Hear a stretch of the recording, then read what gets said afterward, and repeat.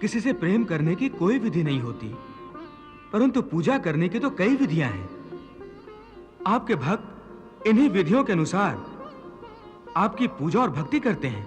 हे अर्जुन, पूजा मन की साधना होती है और मन की साधना का विधि से क्या लेना देना।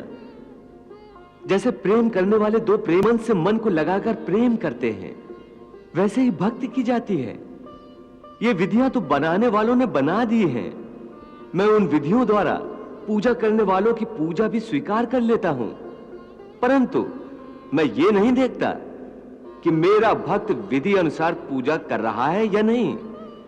केवल पूजा करने वाले की भावना देखता हूं, उसके मन में मेरे प्रति प्रेम और भक्ति भाव है या नहीं, यह देखता हूं। जिस पूजा में विधि ही विधि हो और प्रेम तथा भक्ति ना हो, उस पूजा द्वारा कोई भी मुझे प्राप्त नहीं कर सकता। वाह प्रभु वाह!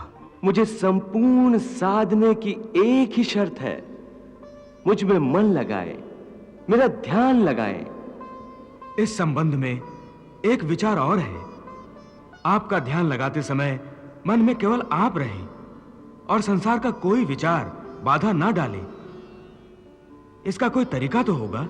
हाँ, एक आसान तरीका तो है, परंतु वो कोई विधि नहीं है, बल्कि एक गुर है, एक योगिक कला है, जिससे ध्यान लगाने में बड़ी सहायता होती है। वो आसान तरीका, वो योगिक कला क्या है मधुसूदन? सुनो अर्जुन, संसार के झमेलों से बचने के लिए मनुष्य एकांत में बैठकर मन को प्रभु के ध्यान में लगाए, क्योंकि एकांत में मनुष्य अपने भीतर झांक सकता है।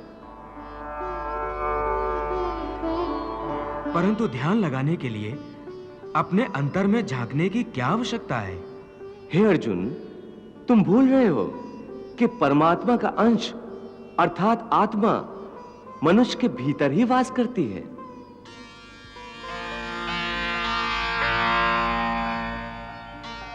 इसी आत्मा से संपर्क ही प्रभु से मिलन का पहला चरण है।